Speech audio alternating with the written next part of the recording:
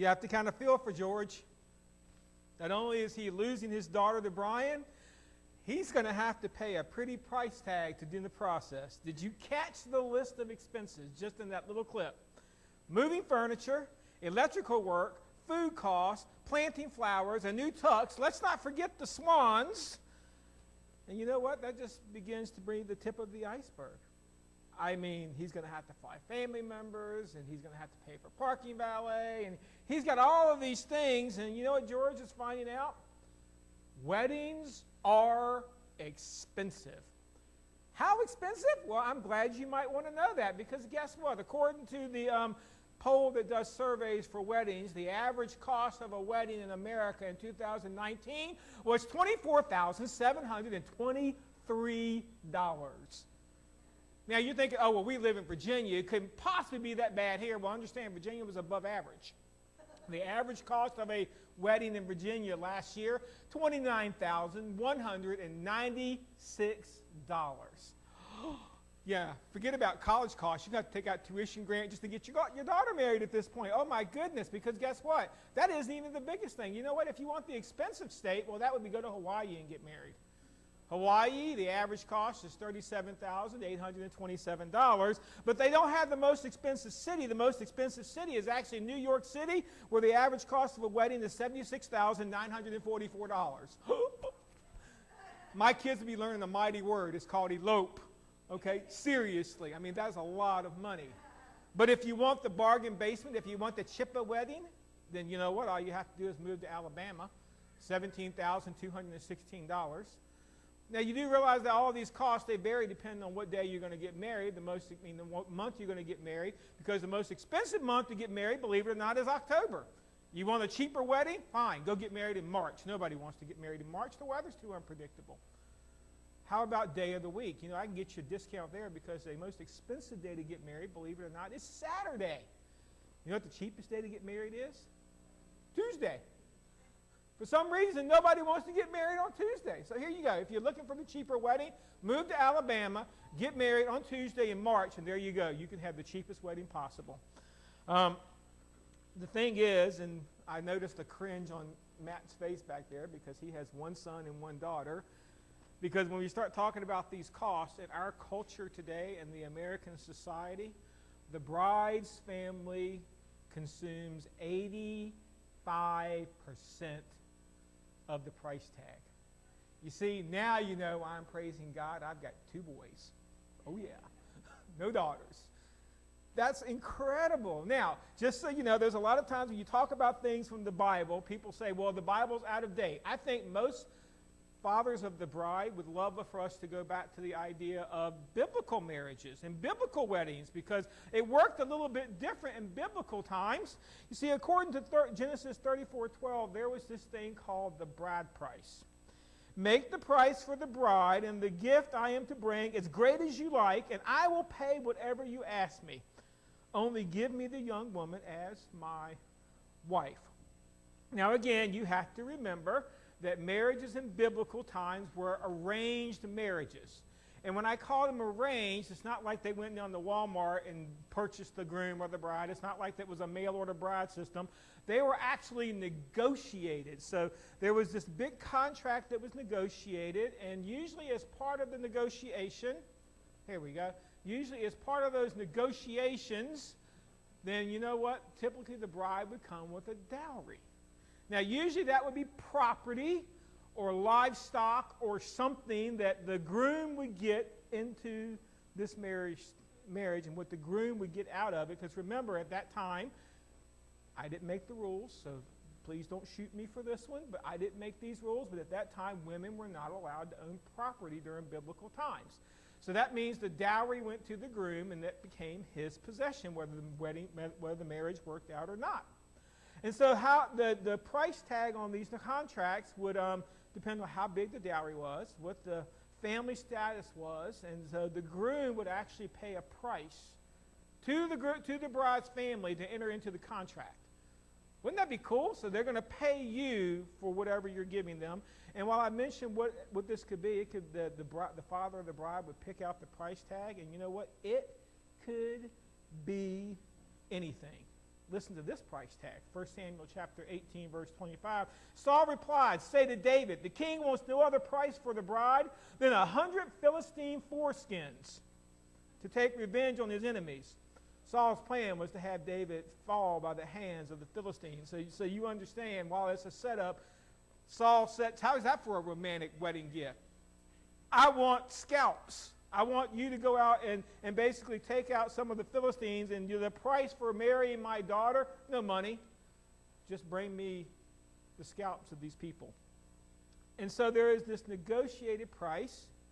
And then when the blessed event came, well, the groom and his family pay the price to enter the contract for the bride. And then afterwards, they pay for the reception.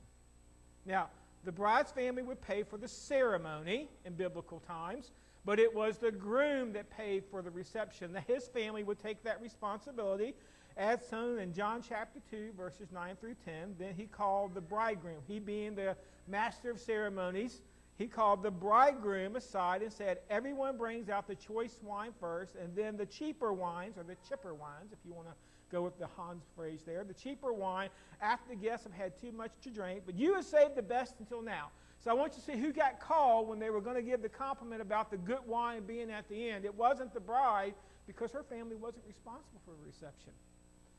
It was the groom. Now, there are a lot of dads saying, yeah, I know where the costs rack up, because you noticed it was going to be in the reception. So don't you think we should go back to biblical marriages? You know, the idea of a biblical wedding ceremony, let them split the price kind of 50-50, and the bride's family gets a chunk of change for taking their daughter away from them. I don't know that we want to go that far, because I don't know that we want to go back to arranged marriages. But I need you to see this idea, because this morning we're going to discuss the bride price. Now, when I say that, I'm not talking about the price of going out and finding your son a mate. I'm talking about the price that it took for God to arrange our wedding. We've been looking at these verses in Ephesians chapter 5. Husbands, love your wives, just as Christ loved the church and gave himself up for her, to make her holy, cleansing her by the washing with water through the word, to present her to himself as a radiant church without stain or wrinkle or any other blemish, but holy and blameless. In the same way, husbands ought to love their wives as their own bodies. He who loves his wife loves himself. After all, no one ever hated their own body, but they feed and care for their body, just as Christ does the church, for we are members of his body. So this is the analogy that Paul gives us. He ties the idea of getting into this relationship with Jesus, this church relationship, this Christian relationship, what our relationship, he is going to make the analogy is kind of just like getting married. And so we've looked at that so far, and we've met the bride and groom, and we've discussed some of the expectations, and now we're going to talk about the price tag. And the first thing is we need to remember, just like Saul told David how many Philistines he had to kill to be willing to allow him to marry his daughter, the price would have been determined by the bride's father, which is, in this case, is God. Now, that's a little weird because he's also the groom's father, because remember, Jesus was the Son of God. But in this case, he is negotiating the price with the groom, Jesus, on what is it going to cost you to get your bride. God himself is going to set that price tag. And so what was the price tag? We've already looked in depth at this scripture. I'm not going to dive back into it, but I do want to remind you the price. Romans chapter 5, verse 8, here's the price tag. But God demonstrated his own love for us in this: while we were yet sinners, Christ died for us. That's the price tag. Jesus, if you want to buy them back, Jesus, if you want to marry this bride, if you want the church, then you are going to have to give your life for it. And he meant literally on a cross, being nailed there. But you know what? It goes a little deeper than just the idea of being nailed to a cross. According to Galatians chapter 3, verse 13, Christ redeemed us from the curse of the law by becoming a curse for us, for it is written, cursed is everyone who hung on a pole. We get this key word here that we're looking at in here, this idea that Christ died for us and then became cursed. He took on our cursings. And why he did that is just simple. It's because he came to redeem us. It's the word that's caught right there. Christ redeemed. And redeemed has a very simple definition. It means to gain or regain possession of something, but not for free. It's got a price tag to it. An exchange for a price. And this is important to us. It's important that we get this because in this model of Jesus and the church, the bride and the groom, the marriage that we want to talk about, the relationship between the two, this is important because Christ gave something, his life, to get something, us. Remember, this is a negotiated contract between the father of the bride and the father of the groom, and they're negotiating. So at any point, Jesus could have walked out of the contract before he signed it and said, you know what, that's a high price tag. I do not think I am interested in that price tag. I do not want to deal with that price tag. But you know what? That's not what happened. So this morning, we are going to talk about the price tag a little more in depth. And the cool thing is that we get this wonderful object lesson in the Old Testament. It's from a book called Hosea. I'm not going to sing. It's Hosea. And it's a love story because it's the love story of Hosea and Gomer. Not Pyle, not a U.S. Marine, okay, but this was actually a female. This is for Hosea and Gomer. And so God is going to basically look at Hosea and say, I have a job for you. Now, you're probably saying, who is Hosea? I have no idea. Well, here are a few facts that maybe you want to know about Hosea. Hosea, like Jeremiah, was a prophet. So remember, we started, not a bullfrog, he was a prophet. Okay, so we started this entire year back doing the visions of faith, and we went back through the book of Jeremiah, and we found that Jeremiah was a prophet, and also Hosea was also a prophet. However, where Jeremiah was prophesying to Judah, Hosea was in the nation of Israel. Remember, there was a split in the country, and 2 tribes went this way, and 10 tribes went this way. And so we have 2 kingdoms. And so Hosea is, well, he's preaching to the other kingdom, the other side of the war there. And, well, he's probably a contemporary of a guy that we know, Isaiah. That's the big book. If you just kind of let the Bible fall open to the middle, that big prophet right in the middle, that's Isaiah. So Hosea is preaching at the same time, and so we know already because of Jeremiah that we're having problems with the idea of the Israel nation, that Israel nation was not being faithful to God. Now, like Jeremiah, who taught via object lessons, Hosea was also given an object lesson. Now, you're probably thinking, he's not a very good prophet. Jeremiah got like 8. He only got 1. Well, trust me. He only got 1, but it was a doozy. Because I want you to look at what God asked Hosea to do as he's painting this picture of what it means to be brought back, the bride price. This is what it says. We're having tech problems all across the board this morning. Or I've just got a itchy trigger finger here. Hosea chapter 1, verses 1 through 3. The word of the Lord came to Hosea, the son of Beeri, during the reign of Uzziah, Jotham, Ahaz, and Hezekiah, the king of Judah, and during the reign of Jeroboam, the son of Joash, king of Israel. When the Lord began to speak through Hosea, the Lord said to him, Go marry a promiscuous woman and have children with her. For like an adulterous wife, this land is guilty of unfaithfulness to the Lord. So he married Gomer, daughter of Diabon. Oh my gosh, what a request. Think about what God is asking here.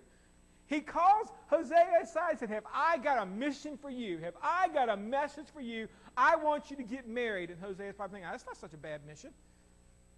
Yeah, but I got a specific qualifications for your bride here. I want you to go and pick a promiscuous woman. So understand really what God was asking Hosea to do. From the start, he was asking him to choose a wife that would just never be happy with just you. You're never going to satisfy her. You're never going to fill her up. You're never going to make the needs off. She's never going to just want you. She's never going to want just you. She's always going to be looking for more. I want you to choose a wife that will never be faithful to you. You can give her all the presents that you want. You can show her all the love that you want. You can do everything that you want for her. You can show her love all day long, and guess what? She's still not going to be faithful to you. she's going to go her own way. I want you to choose a wife and have kids with her that one day is going to walk out on you. Can you imagine that? I believe I would be looking at God and say, God, I think you've missed the whole point of marriage here. Why on earth would I choose that kind of a situation? What on earth is God's point? And God's point is really simple. He mentioned it in Hosea chapter 1, verse 2. For like an adulterous wife, this land is guilty of unfaithfulness to the Lord. You see, God is dealing with a nation of Israel. It's a nation of people that he chose. Remember Abraham? It's a nation of people that he delivered. Remember Moses? It's a nation of people that he blessed with the very land that they're living in. Remember Joshua? They're the people that he watched over. Remember? Judges and the kings. But you know what? They were also people that were just flat out being unfaithful to God. In this point, well, that's God. He wants us to understand what it means to be unfaithful. But there's another lesson for us. See, a lot of times I think God called me because I'm a talented person. Man, I got skills to use in his kingdom. Have you ever seen some of the things I can do on a computer? Man, I can just do it. And I love the people that sing. Surely God picked them because of all their skills. Well, understand when God told Hosea, go and look for Gomer, he says, you know what? I'm not picking because you're the cream of the crop. I didn't do this because you're just the best of the best. You're not the top shelf items here. I'm looking at the lower rack here, you know, where they put the cereal that comes in the bags, and it's like 50% cheaper than the stuff in the box. That's what God's looking at. He says, you know what? I am unconcerned with your pedigree. How you got to this relationship, how you got to this point, how you got to this moment in your life, I don't care. You're not getting here based off of your family name. You're not getting here based off of what you've done. You're not getting here based off of anything in your past. God is unconcerned with your pedigree. He's not buying puppies. Okay? He's looking for people. And you know what? This is the part that just kind of makes me feel really great. God knew what he was getting when he bought it. He didn't go to the store and pick me out and get home and say, and read the box and say, well, wait a minute. It says you're supposed to be able to do this, but when I put the batteries in, you don't jump that far.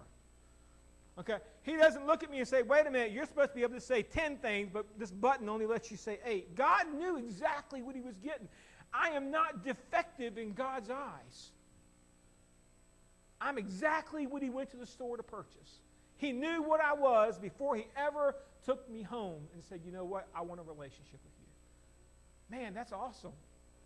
That means I don't have to hide anything from God. God knew all of the things that I struggle with before he ever died for me. That's what that verse says. While we were yet sinners, he died for us.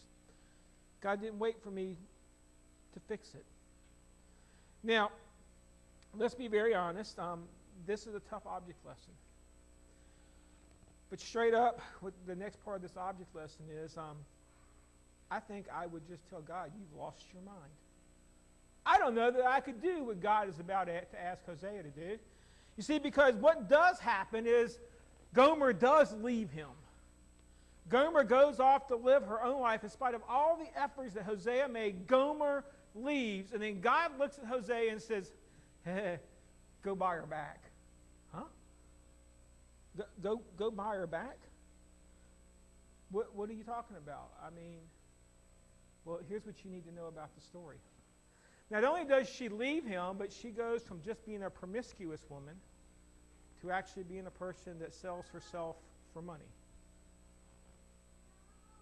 She becomes a prostitute. And God looks at Hosea and says, go buy her back. That has to be a tough pill to swallow, isn't it? I mean, that would be hard. Man, somebody walked out on me and God, you're saying go buy them back? Are you crazy? I mean, I've already paid once for this marriage. I put everything into this. What are you asking me to do?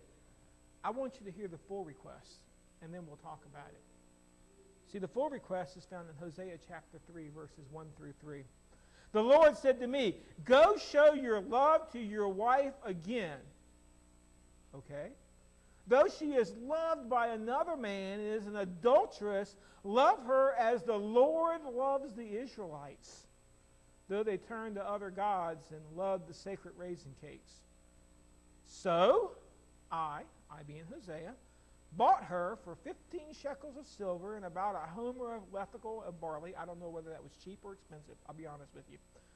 Then I told her, you are to live with me many days. You must not be a prostitute or be intimate with any other man, and I will behave the same way toward you. Now, I really want you to grasp this, because this is the picture of God in us. If you're trying to understand this relationship between why am I so valuable to God, why did Jesus love me so much, why did he come and give, here's your picture. You see, God tells Hosea to once again pursue his wife. But not just pursue her. What did he say? God tells him to go and love her. That's hard, isn't it? She cheated on him. She walked out on him. She's the one that left me, God. I mean, he would have been very justifiable saying, God, no, you missed the point here. That's not the way marriage works. You enter into the relationship, you leave, I'm done with you. But God said, understand, this isn't a normal marriage. This is an object lesson. This is a picture for you.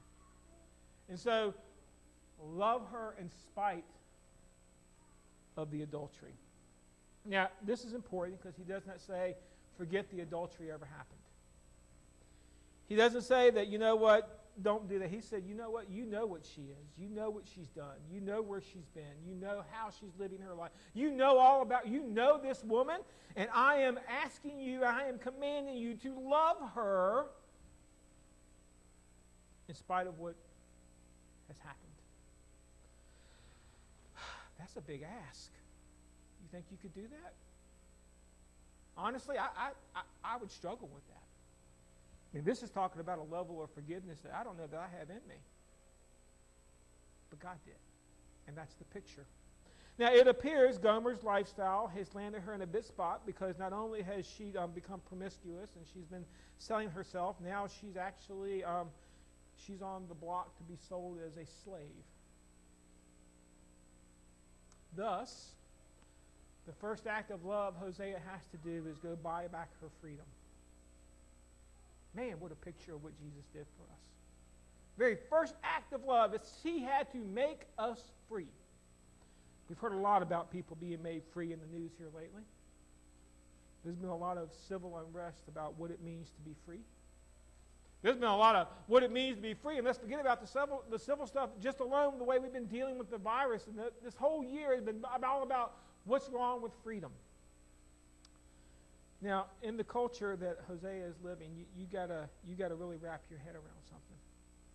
He had already paid a price to negotiate that contract so that he could actually marry this woman. Now, I don't know what the original contract was. The Bible doesn't tell us. Okay? Now, he is going to go and he's going to buy her off of the slave block. So guess what? In the culture they are living, whether we like it or not, she would no longer be considered a person. She would be considered property at that point. Now, I'm not saying I agree with the culture. I'm just telling you what the story is. She would have been considered property at that point. And what's important about that is because since she would have been considered property at that point, Hosea could have done any and absolutely everything he wanted to with this woman, and nobody would have blinked.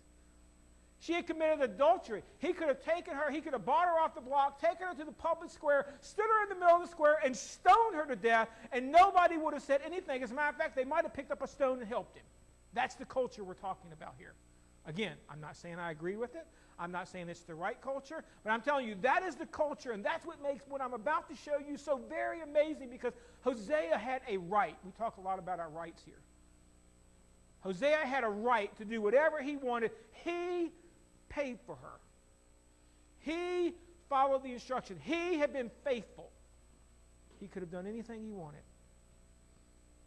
It was his choice. And that's what makes this choice so amazing. He takes her home, not as property, but as his wife. Isn't that amazing? Isn't that awesome? He doesn't look at her as property. He gives her back the title that she got from the original contract. He says, you are my wife. I'm not going to treat you like property. We're not going out to the public square. I'm not going to condemn you for your past. I'm going to bring you back into the exact relationship again. That's amazing. He offers her forgiveness in the future. What does he say? You're going to live with me. You're going to come in here and I'm going to forgive you. I'm not going to put you down. I'm not going to bring up your past. I'm going to just go with what we are right now. I'm moving forward with our relationship. That's incredible. He does so as a gift to her. Now, I think at the very least, he probably should have at least made her go and work this off, right? She cost him a lot of money. Not to mention his reputation. How'd you like to be the prophet, God's man, who can't even keep his own wife happy? How would you like to be in that boat? Don't you think she owed something to Hosea? Shouldn't he at least given her a job and said, you're going to work this many months and at least repay me for the money I spent to buy you off the block? Because you shouldn't have been out there doing that. What did he ask for in payment? Nothing. He said, you know what? You're worth it to me.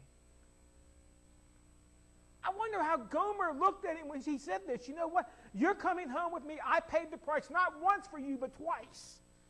And now you're coming home, and I'm going to treat you as my wife. I'm going to love you. Now, just so you know, Gomer doesn't get off scot-free. There were some things that Homer told me, Hosea, I'll get it right in a minute, Hosea told her. First of all, you're going to have to stop being a prostitute if you're going to have this relationship. You know what? I bought you off the block, and you're coming home with me, and I'm going to make you my wife again. But you understand, your old life, it's in the past. Not acceptable. We're not going to go through the thing of where you say you're my wife, but then you're out doing anything else that you want. Understand, we're going to get back into this relationship, and you're going to have to hold up your end of the relationship. You're going to come home, and you're going to be my wife. And you're not going to be intimate with any other men. I am not going to be one of many. I'm going to be your one and only. Do you get this picture? Isn't that a beautiful picture of what Jesus did for us? Isn't that what the gospel is all about? There I was, and I was basically a sin to my own slave. I am captive, and I am on the block, and the world is selling me cheap. And Jesus comes along, and he says, you know what? I'm going to die for you. I'm going to pay such a heavy price for you. You aren't going to believe how valuable you are to me. And then he's going to look at that price tag and he'd say, you know what, though? If you want to live in this relationship, it's me and you. Not me, you, and many. This relationship was designed to be a monogamous relationship. I am not to worship other gods. I am just supposed to be in this relationship with Jesus. So he commits to her. Isn't that incredible? Because not only does he sit here and say, these are all the things you're going to do, but then he goes on to say, and I will behave the same way toward you. In other words, I am going to give you the same level of commitment you gave me. You choose to live in this relationship, bygones will be gone, bygones. Your past is gone. You've been redeemed. But here's the amazing thing. He didn't take her home and put handcuffs on her. He didn't put a tracking device on her. He didn't hire a bodyguard to follow her around and say, you will live by these rules or else. He brought her into the relationship. And he says, okay, here's the way it's going to work. Now you have to choose. Okay? She had to choose. So obviously we're going to turn to the end of the book, and you're going to tell me how well Gomer and Hosea did in their marriage. Nope. You know why? Because they're never mentioned again. Never. You never hear Gomer's name mentioned again in Scripture. We don't know how the story ends. Did she come home? Did she become the faithful wife? Did they get enjoy? Did they get into their marriage? Did it work? Did Hosea keep bringing up what happened? I don't know what happened. As a matter of fact, I think that's the point. See, because what happens next depends on what I do next. See, the reality is God has already done all that He's going to do. He's already laid the price tag out there. And after God laid the price tag out there, you want the picture of grace and mercy? He laid the price tag out there. He said, then guess what? I'm going to pay the price. And now He looks at you and He says, now, I paid the price. I've established the boundaries. I put it out there for you. But I'm not going to force you into this relationship. I'm not going to make you be part of this relationship. You're going to have to choose this relationship for yourself. That's a little hard, isn't it? As a matter of fact, not only does the book of Hosea not tell us how this ends, the end of the book, this is the way it ends. Who is wise? Let them realize these things. Who is discerning? Let them understand the ways of the Lord are right, and the righteous walk in them, but the rebellious stumble in them. Wow, that's just how God closes it? Talk about an uneasy ending. He basically says, you want to be wise? Walk in the relationship. You want to be a fool? Fine, I'll let you be a fool. But you're going to stumble. You're going to fall. Because you were designed to live in this relationship. Now, that's a hard lesson, and I realize there are some that just aren't going to understand just how much this wraps out. So I want to give you a quick summary of what this message means to you. Those that are sitting here in the building, those that are out in the parking lot, those that are online, here's what this message means to you. Number one, never forget this. God loves you very much. All of this begins with that foundation of love. Number two, He paid a heavy price to purchase you off of the block of your sin slavery. You get it, right? He paid that price. Number three, He offers you hope in the form of forgiveness. He's willing. And you know what? He desires an eternal relationship with you. He offers you that future. What a picture. What a picture. But you do get it, right? Your choice. Like Gomer, he can purchase, but we have to choose to accept this relationship. He's not going to force us. So this morning, I want to ask you, there is no doubt about it. The price, she's been paid. The contract is out there. We call it the covenant. Jesus says, I came and I gave my life for it. But what do you choose? Do you choose the relationship and you come back and you live with your husband, Jesus? Or in spite of all that He's done for us, in spite of all that He gave, in spite of the heavy price that He paid, do you merely choose to go your own way? Do your own thing? Tell God it wasn't enough. That's a hard choice. Because I like doing things my way. Or is it a hard choice? Because I know how my way usually ends things up. Broken. Don't believe me?